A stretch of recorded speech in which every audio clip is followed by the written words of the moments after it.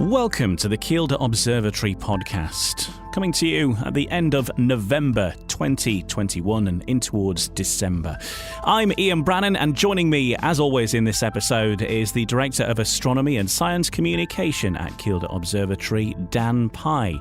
Now, much of this podcast is going to be on location, actually at Kielder Observatory, because there has been a development. It's been a long time coming, but finally we've welcomed and had first light through our new radio telescope, which has taken quite some time to install, and you'll hear the full story about that very soon, and the sort of things that we can now observe with this new bit of equipment, which over time is going to be very useful, not just for visitors at the observatory, but schools and colleges and universities around the northeast and across the UK and even beyond as well. So more about that development to come.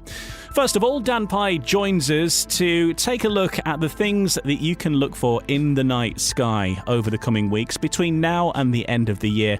The things that you can keep an eye out for if you do get a clear night wherever you may be, whether you're in a dark sky park, whether you're in your own back garden, the things that you can observe. And if you're a keen astronomer and you've got a bit of equipment, a little challenge coming for you as well. So, Dan, as we move through this part of the year, November into December to the end of the year, what are the things to look out for in the night sky at this portion of the year where we're at now? Well, I think considering we've got the nice dark nights coming in and everything is at its peak darkness, I guess you could call it, or its absolute darkness now, is a really good time of year to do some really good deep stargazing. So looking at objects which are a little bit fainter, that you can't pick out with more ambient light kicking around in the sky. So those objects might be things like globular clusters or galaxies. These more faint diffuse objects that, of course, have travelled for much further through our universe and therefore appear dimmer. Of course, they're not dimmer, it's just that they're really far away. So my recommendations at this time of year is to look at things like the Andromeda Galaxy. It's very high in the sky. It's good time of year to observe that. You've got the Triangulum Galaxy as well, M33. That's not far away from it, which is quite a dim galaxy, but beautiful spiral arms. And rising as the month progresses is the constellation of Auriga, which there's quite a few nice clusters surrounding Auriga, globular clusters in particular. My favourite of which is a one which looks like a spiral, the spiral cluster. And it literally just looks like a little spiral of stars, perfectly arranged. It's incredible to see through a telescope. So loads of interesting objects popping into the sky over the next month or so. And where are we with planets? Because at this time of year, the planets are forever moving. We've had Jupiter and Saturn visible for the past few months or so. As we move through this phase of the year, which planets are we able to see better at this time of year? Yeah, so we're seeing Jupiter and Saturn disappear now across towards the west quite early on in the night, but that doesn't mean that there's no planets available. It just means they're a little bit more challenging to see.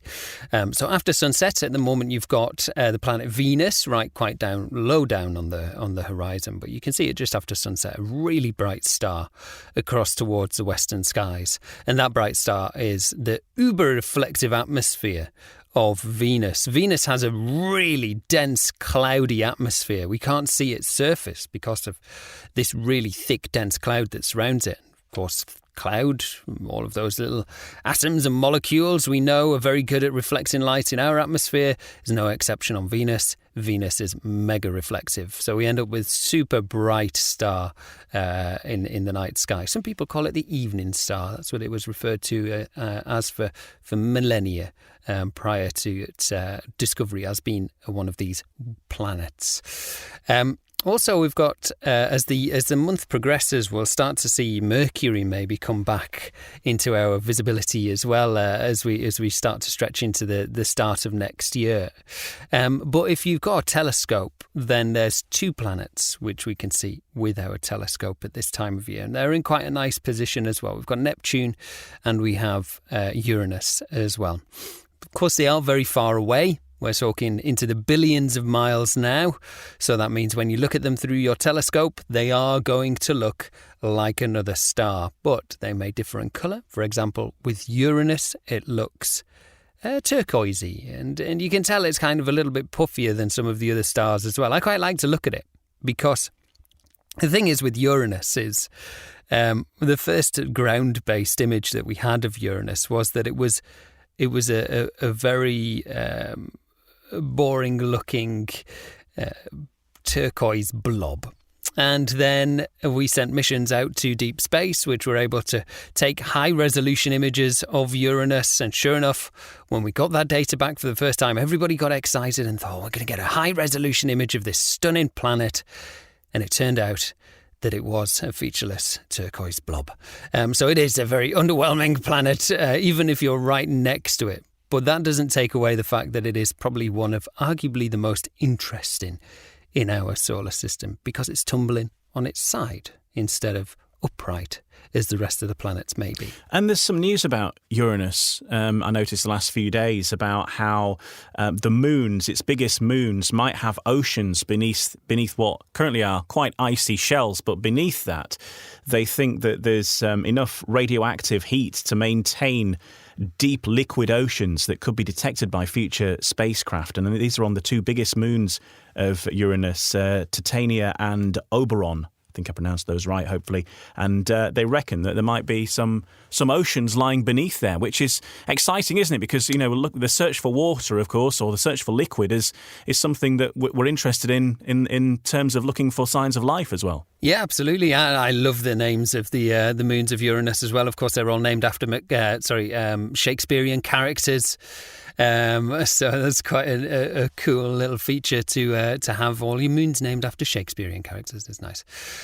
Whereas, the ocean moon thing is really interesting, because the ocean moon debate is whether or not those conditions deep in the depths of the ocean are potential conditions similar to what we find around hydrothermal vents here on Earth. And many suggest that life started around hydrothermal vents. So is it that on these huge ocean worlds or ocean moons, that underneath that icy crust, it's actually teeming with microbial life, which has thrived as a result of these hydrothermal vents near that very radioactive, decayed, internal heated core. So it's quite an exciting thing, is there, I think, ocean worlds. Of course, there's easier ones to get to than Uranus, though, and they're the ones that we're going to concentrate on first, such as Europa is probably going to be the one that we learn most about first. Yeah, it's a bit of a distance, isn't it? I mean, it's a tiny little blob, even through really, really powerful telescopes, let alone actually getting there to survey whether they've got water under their icy crust or not. The other news, I suppose, that's been of interest is regarding this business with Russia. I mean, Russia fired a missile to take out one of their own satellites, but the knock-on effect of that is a bit of chaos in the orbit around Earth, because they've smashed this. It's their own satellite that they've done, and we're not entirely sure why they've done it, but they fired a rocket up, took their own satellite out, and now filled orbit with all sorts of junk and little tiny particles. And I suppose if you've seen that movie Gravity, it's kind of like related to that plot, isn't it? Where we had the astronauts, which include actually some Russians, on board the International Space Station, having to prepare to abandon ship because of it at one point. It's a quite scary time up there. Yeah, it is, and it was such a reckless thing to do. I mean, I don't know the nature. We can speculate to the nature of the reasoning behind why they decided to do this, but nevertheless, it was a very reckless manoeuvre to make, because that, as you rightly say, has put many people in danger.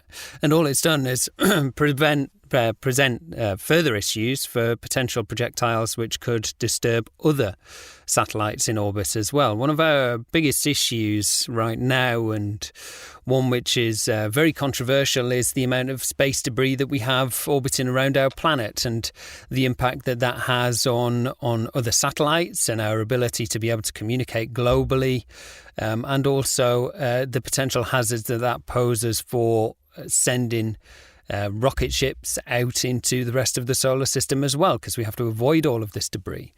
Not so much it falling on our head, because in those scenarios, much of it will break up in the atmosphere. Our atmosphere is very, very thick.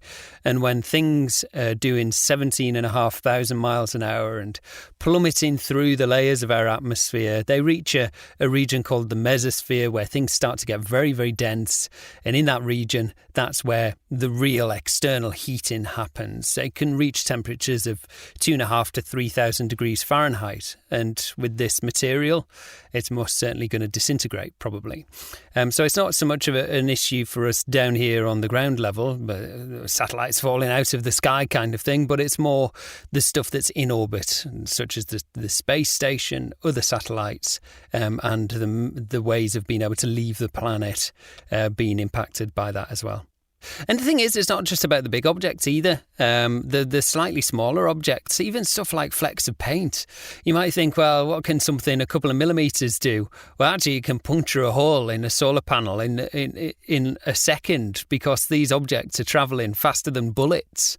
So it can do some real good damage, even the smallest of things. In fact, actually, it's probably more difficult to regulate the smaller stuff than it is the bigger stuff. At least we can see the bigger stuff. And at least if we can see the bigger stuff, we can maybe look at ways of being able to deal with it. And I think it's something which, and I probably wouldn't quote me too heavily on this, but there's some projects which are in operation by people such as Elon Musk, looking at ways to sweep the skies. So he has an invested interest, of course, in keeping things up there clean, and therefore it's running projects to clean up the skies and get rid of all of this space debris that is potentially a hazard. Yeah, it is a fairly congested place up there. And if you do, in fact, come and visit us at Kielder Observatory, you can take a look at a live chart of all of the space junk that there is flying around the Earth at the moment. And it's quite staggering just how much stuff there is up there. And I know many visitors do comment on it when they see it, just how much stuff is floating around, and some of it very, very old indeed. And that's just the big stuff. I say that's not including tiny, tiny things like flecks of paint, which can also cause damage. Right now then, on the Kielder Observatory podcast, as we're in the company of Dan Pye, we have our feature called Pie in the Sky, which is a little challenge for you. Now, if you're a keen astronomer and you've got some equipment, say, a half-decent telescope or some binoculars, something a little bit different for you to search out for in the night sky. If you've got a clear patch of sky, something to look out for and see if you can find it. So this month, Dan, what is your Pie in the Sky challenge, Dan Pye? I think this month's object should be the starfish cluster, which is, we spoke about clusters just before there, and it's in Auriga. So great place to look for these little clusters, and this is one of them. It's called the starfish cluster. It's supposed to look like a starfish. I'll let you decide what you think it looks like. Going to be looking in the eastern side of the sky in the early evening, and then as we start to get a little bit later in the night, it's going to of course rise a little bit higher. But around 10 o'clock across towards the east, you'll see a very bright star called Capella, which forms the base of what looks like a pentagon shape, which is upside down, called Auriga. Auriga isn't a pentagon, it's a charioteer apparently. So just underneath Capella, if you follow the line of the Milky Way down, you'll find it just in the plane of the Milky Way, almost in the smack bang centre of the constellation of Auriga. It is quite busy in there. There is a couple of different clusters that you can see, but the starfish one is, I think, the top one that we can see in the line of three of them. Well, that's your one to look out for this month then from Dan, the Starfish Cluster. Let us know how you get on, by the way, as well. Do let us know on the various social media channels, Kielder Observatory on Facebook and Twitter and Instagram. I'd love to hear your thoughts on that one. Right now to the main bit of our podcast this month, and we've got a feature on our new Spider radio telescope, which is a cracking addition to the observatory, not just for how it looks and something really imposing and striking as you make your way up the hill to the observatory in person, but the sort of things that it can do and can listen out for, and gives us something that we can use, of course, regardless of the weather. Now, it's very important that we stress that this is not an X-ray device and will not see through the clouds and make them disappear in any way. But it's a radio telescope and is searching for radio signals in space. And through those radio signals, we can get an image of what's happening in space, both with things that are a little nearer to us, but also much deeper into space as well. As Dan can explain. So tell us a little bit more about this radio telescope then and the new dimensions that it brings to Kielder Observatory. Yeah, that's right. It allows us to look deeper into the universe than we've ever been able to look before. We would never be able to, or we would really struggle to get any good imagery of anything that is hundreds of millions of light years away. It certainly would be very, very small. Whereas what we're able to do with the radio antenna is pick up signals from real deep space. And one in particular that we picked up recently was a very high radio emission galaxy called Cygnus A. And Cygnus A is one of the brightest radio signals in the night sky and sits about 800 million light years away from us. So it's incredible that we can use this technology to look deeper into the universe and analyse the universe in greater detail at these incredible distances. Okay, in this next part of the podcast, we're going to find out more about the radio telescope as myself and Dan teleport to the Kielder Observatory itself, as if by magic.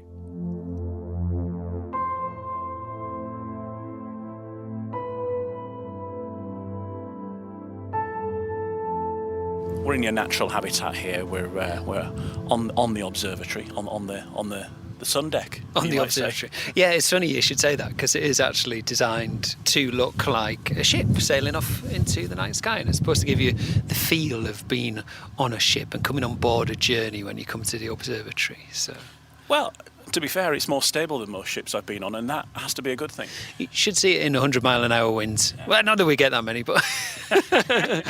It is a fairly chilly night tonight, but the reason that we're out and about, and I'll try and keep the wind off the microphone as much as I can, is that Kielder Observatory have got a new addition, and this is something we've been talking about for a year, actually, that... you've been going to be getting a radio telescope, and it's just been a block of concrete for much of that time. Yeah. But now, finally, you have a new addition to the landscape of Kielder. Tell us the backstory about how this came to be. Yeah, so it was a project which is actually been the actual piece of kit's been donated by a chap called Lord Tanlaw, who's bought a few of these, as I understand, across the country, which is dotted around the place. And what you can do with radio antenna, which you can't as such do with visual astronomy, is you can use each individual radio antenna to collect similar data and then put that data together to create like this huge piece of data. We call it interferometry. So we can do that across a large space, across the entire country, using telescopes like what we've got. And this particular telescope is looking at radio waves. And radio waves are interesting because we can see radio waves from the far reaches of space that we can't visually see. For example, quasars are on the edge of our visible horizon. It's not stuff that you can easily observe with just a regular telescope. But with the radio antenna, we can look at these objects because they emit radio signals, radio waves. And, of course, the benefit of radio astronomy is that it doesn't rely on it being clear. And in the UK, of course, we know we get cloudy. We're a little island. So we can look through those clouds on nights where it's a little bit cloudier and still show people stuff in the far reaches of space. Light and radio signals that have travelled for hundreds of millions of years through space and been received by our lovely ornament. It looks like a great ornament, but our lovely dish that's up there. Yeah. The other night I was sat just playing with it really and seeing what we can see with it, and there was a particular object that I pointed it towards, and I didn't really know what to expect, but what I got was absolutely, it was the first time I've really been taken back by something in a very long time. It produces a chart of colours, and the difference in colours relates to the difference in intensity of radio signal. So if you imagine you have this almost like arrangement of collage of colours, almost like a thermal camera when you point it towards an object. And I got back these two balls of light very close to each other, and these were huge amounts of radio signals being emitted by a galaxy 800 million light years away. I mean, that is the most distant thing that I have ever observed. 800 million light years is just such an astonishing distance. And put that in context, How old's the Earth? Where's the Earth in that? 800 million light years. Yeah, so Earth is 4.5 billion years old. Right. So you're like almost, a fifth of the way. It's been travelling through the universe for a fifth of Earth's existence, which is fantastic. Okay, well, shall we go and have a look at it? And obviously it's difficult for us with the medium of a podcast to show you it, although if you have a certain device, at this point, you will see a picture of it on your device, if it works. Terms and conditions apply on that. If not, if you go to the Kielder Observatory social media pages, Facebook, Instagram, Twitter, you'll see a picture of it there, I'm sure, and on the website and all that kind of thing. And of course, you can come yourself and see it for yourself.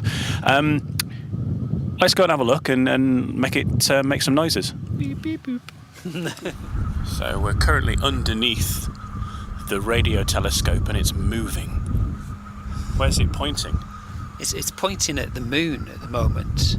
And the reason why I've pointed it at the moon is because the moon is a great reflector of radio signals from the sun. Of course, it's reflecting sunlight, but also radio emissions from the sun as well. And it's stopped. So now it's taking an image, and it'll collect a little bit of data there for a second or so, and then it'll move to another point and start to collect it again.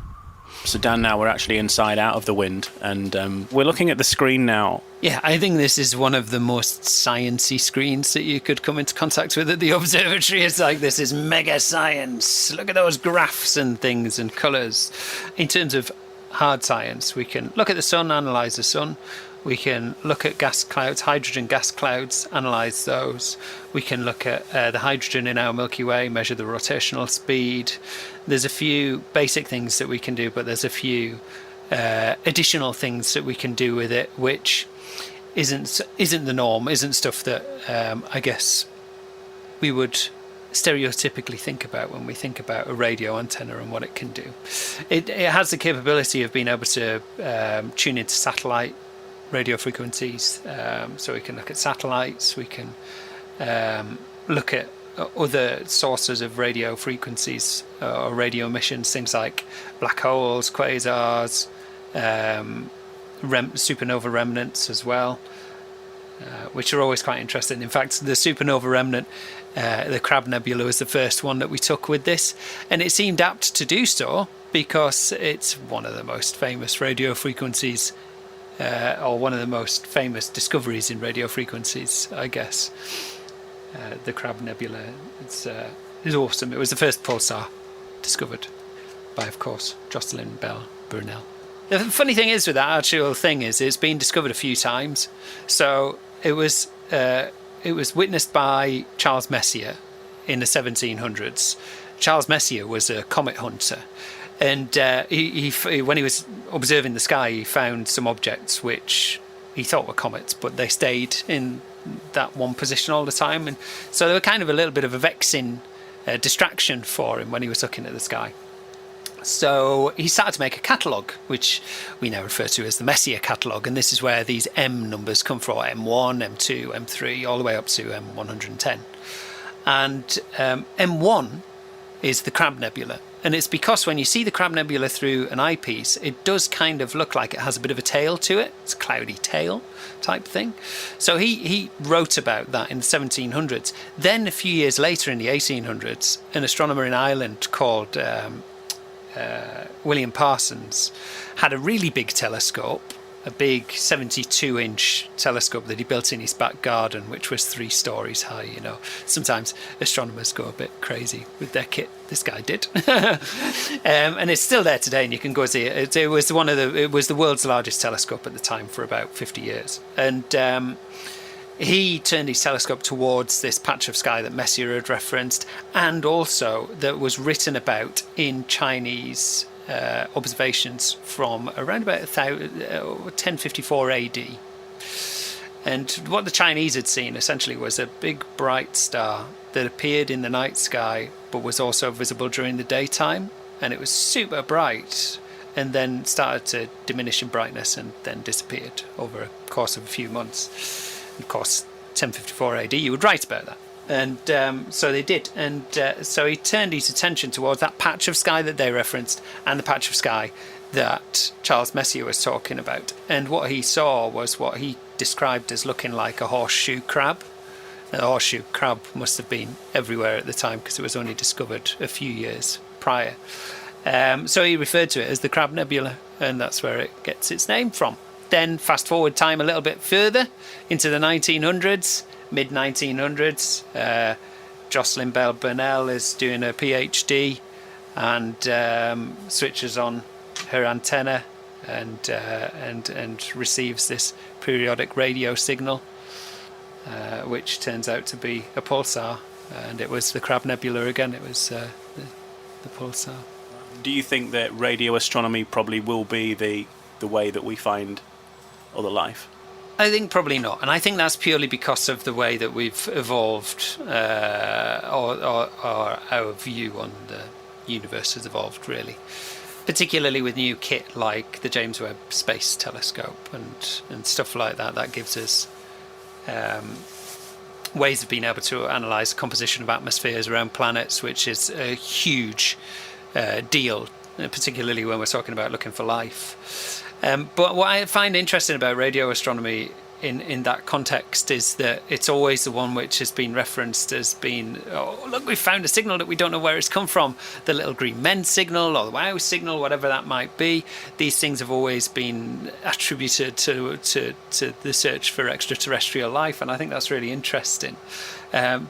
Because, of course, with radio signals, it's not a case of using your big telescope to look around the sky. You've got to be pointing your telescope in the direction of the object that's emitting the radio signals at precisely that time to capture them. And you might point it there 10 minutes later and it's gone. But then another 24 hours later, it might be there again. So it's quite interesting and mysterious because we can't see it.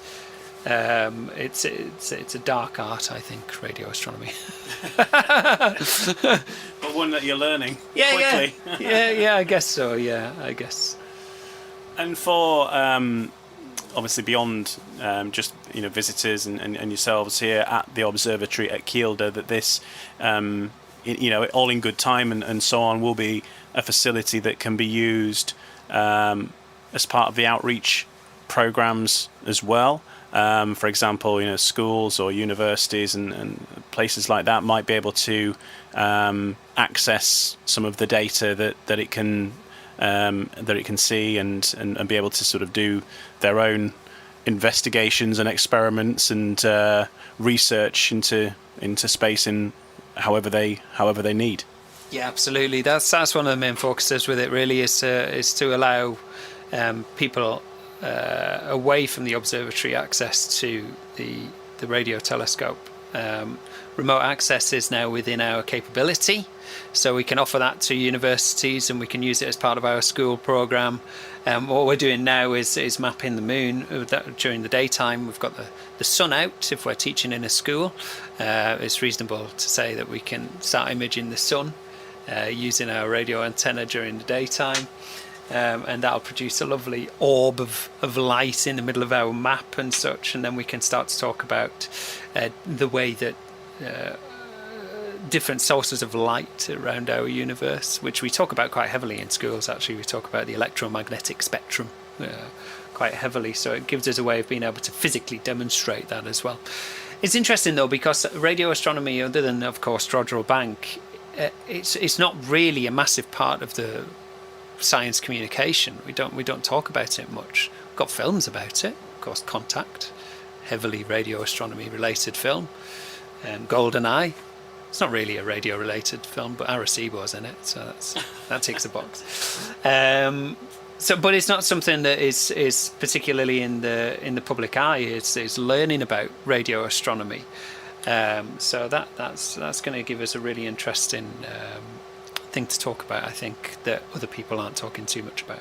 Well, people are certainly talking about the new radio telescope at Kielder Observatory, including ITV Tyne Tees, who came to visitors to take a look for themselves. Here, though, they have a new tool in their armoury. A radio telescope that can look deep into the universe, day or night, whatever the weather. They did a fantastic job of that report, and you can see it for yourself on the ITV Tyne Tees website. If you go to it and type in Kielder, or indeed have a look on our social media channels, you should be able to see it. They lit the dish up this beautiful shade of purpley pink, and it looks absolutely stunning. Now, the reporter in that piece was Tom Barton, and he was having a full experience because he arrived there at 3 o'clock in the afternoon with the intention of seeing the sunset, which didn't quite happen, and stayed for the entire duration until very late into the night, and they got some terrific shots. And I had a chat with Tom to find out his impressions of Kielder Observatory and that new radio telescope. Yeah, we were saying, kind of irrespective of what it contributes, is actually just a beautiful thing. It's a beautiful object, isn't it? But yeah, we're here to have a look at it and to report on the fact that it's been added to the observatory. And it strikes me that actually, for an attraction like this, as you develop the use of the radio telescope over time, it does guarantee that people who come here will be able to see something, even if the weather is a bit rubbish. So as something to have here, it's clearly a fabulous addition, and a fabulous addition to a place which is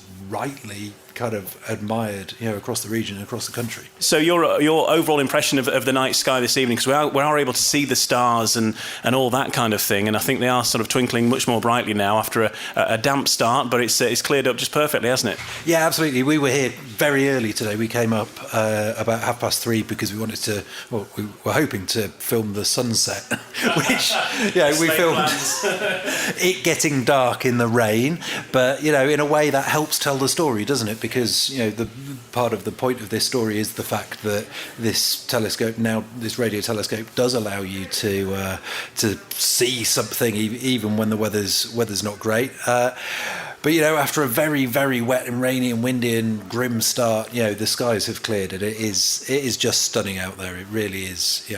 Like you say, it's twinkly. The moon is so bright tonight; it's almost causing light pollution.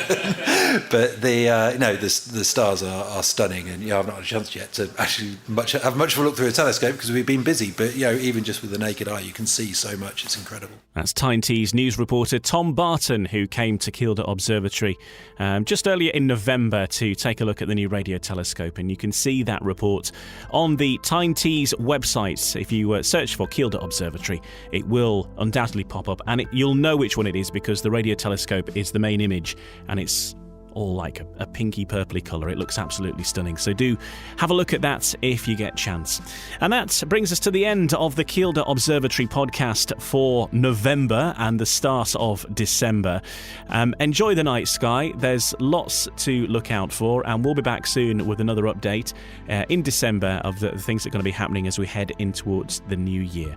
So enjoy your stargazing, take it easy out there, and of course don't forget to share any of your pictures and experiences with us on our social media feeds on Instagram, Facebook and Twitter. We'd love to hear from you, and keep an eye on those as well for details of any upcoming events, and always with the last minute cancellations as well, because we realise that things are getting booked up quite a lot at Kielder Observatory, and it's very hard at short notice to book yourself on any of the upcoming sessions. However, what with the way things are, we are regularly getting fairly short notice cancellations, people getting positive COVID tests and things like that. So when those tickets become available, the little tip is keep your eye out, set your alerts up for our social media feeds, particularly on Facebook, and we will share on there if anything becomes available at short notice, and you can come up and see the new radio telescope for yourself. And that's all from the Kielder Observatory podcast. More online at kielderobservatory.org, and we'll speak to you soon.